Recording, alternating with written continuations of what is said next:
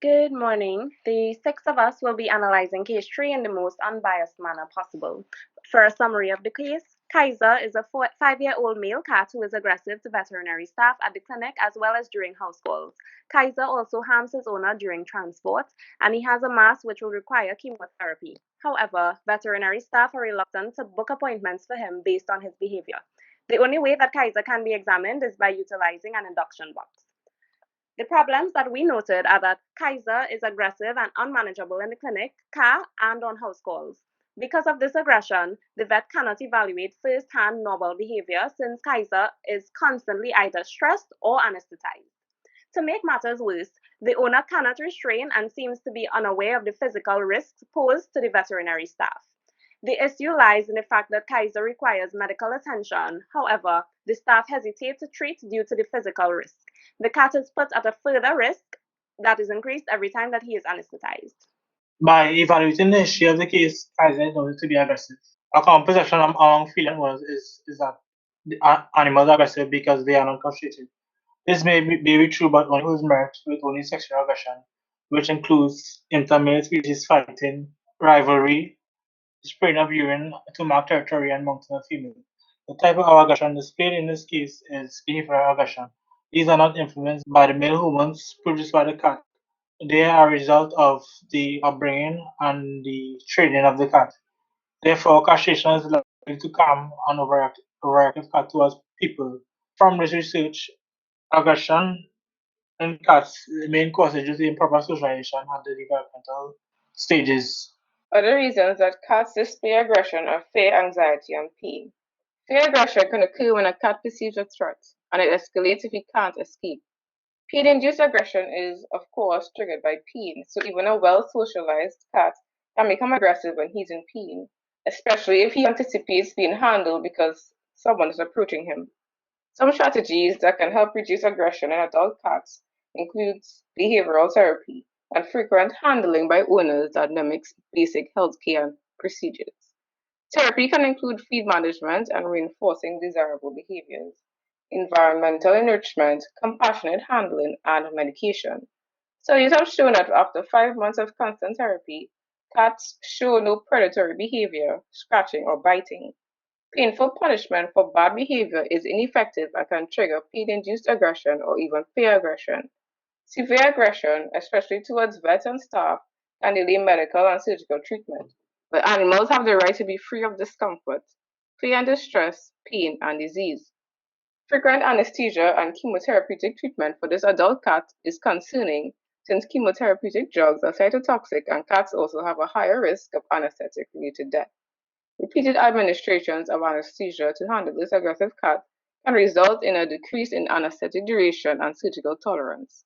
As such, higher doses can cause severe respiratory depression and increase the risk of mortality. Chamber induction or box induction is only used as a last resort as they pose a risk of cardiac arrhythmias in cats. So now we're going to look at the owner's perspective. An owner would be responsible for ensuring that an animal is being treated well and all elements of animal welfare are accounted for. For the sake of this case, we're looking at the emotional and biological functioning of the animal, as well as the animal's ability to show normal patterns of behavior as animal welfare. So, what would be the roles of a pet owner to ensure the animal has food and water, shelter, and area that is spacious and rich, so the animal can exhibit normal behavior? They have suitable healthcare, socialization, and they are well trained. So, is Mr. H a good owner? Mr. H is a concerned fur parent. At this time, he is focused on Kaiser, therefore, it is understandable that he may not be able to recognize that Kaiser is a serious physical threat to veterinary staff. Even if Kaiser does not pose a threat, he should not be treated any differently than any other client. Mr. H ensures that Kaiser has a good quality of life. The case did not state how Mr. H acquired Kaiser. It is easier to get kittens accustomed to human handling as opposed to older cats. On the other hand, one can say that Mr. H is simply ignorant, and as such, Kaiser has poor behavior. If the clinic isn't able to provide the care that Mr. H requires for Kaiser, then the case can be referred. His animal is not relaxed at the clinic, on the way to the clinic, or when the vet visits. One option that would make his visit more relaxing would be to use facial pheromone and feline interdigital semiochemical pheromone to control scratching behavior. Usually, this pheromone would cause the cat to redirect its scratching towards inanimate objects like a scratching post rather than human skin. Although cat training is not common in Trinidad, there are techniques that can be used. So, based on this, we have to remain neutral about Mr. H. So now we'll speak about the veterinarian's point of view. So neither the owner's comfort nor the familiarity of home can placate the cat, and the veterinarian cannot continuously put himself or his staff at risk of physical damage.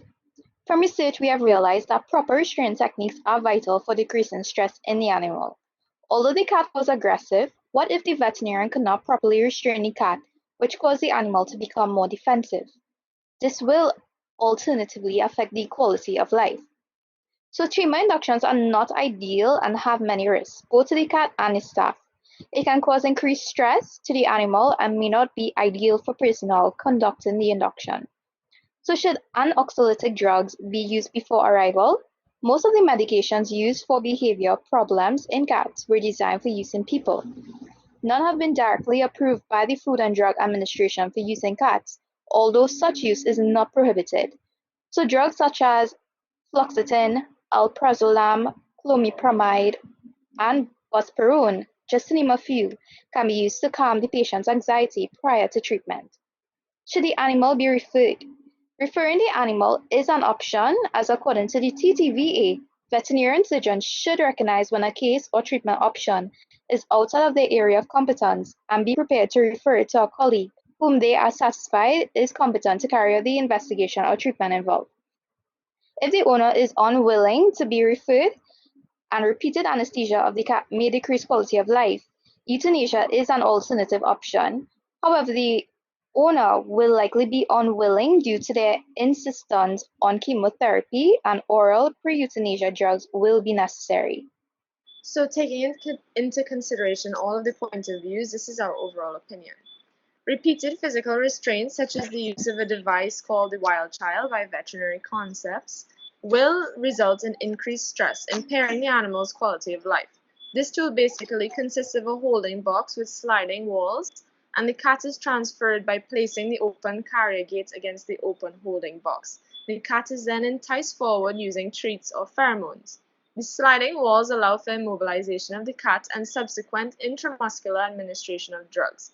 However, constant physical restraint will also repeatedly pose a physical threat to staff, such as when the cat is being transferred between the carrier and the device, and this could possibly affect staff's mental health. We believe that repeated chamber induction will pose numerous risks to the cats, including increased concentration of inhalant anesthetic required due to the absence of premedicants and induction agents, as well as the overall agitation. With increased concentrations of inhalant anesthetics, the cardiovascular system becomes severely depressed, and increased risks of catecholamines can predispose to the development of cardiac arrhythmias. Repeated chamber inductions will also pose a risk to the staff due to exposure to anesthetic gases when transferring the cat from the chamber to the mask. Cytotoxic drugs can be administered orally and have proved to be useful in many cases. This method is more convenient for the client, it requires less frequent administration, can possibly be administered at home by the owner, and decreases stress in the animal. However, when administered orally, these drugs have a low or variable bioavailability, and there are risks of subtherapeutic drug concentrations, as well as risks of improper dosing by the owner. Also, the owner is inevitably exposed to the cytotoxic drugs, which can have damaging effects to his health. In conclusion, the owner can be enlightened with the option to either refer to a more competent vet with more experience, training, and equipment to deal with fractious cats, and in this way, Kaiser will be able to receive chemotherapeutic drugs in the clinic, minimizing the risk to both the owner and the cat. Or the owner can administer oral chemotherapeutic drugs at home. However, owner compliance and following of detailed instructions is key, as the owner must also be made aware of all the risks, both to himself and to his cat. Also, the veterinary staff can be enlightened with the option to participate in continued professional development, which is an additional training for the staff to be prepared to deal with fractious cats so that they are more competent in future cases. These are our references, and thank you very much for listening.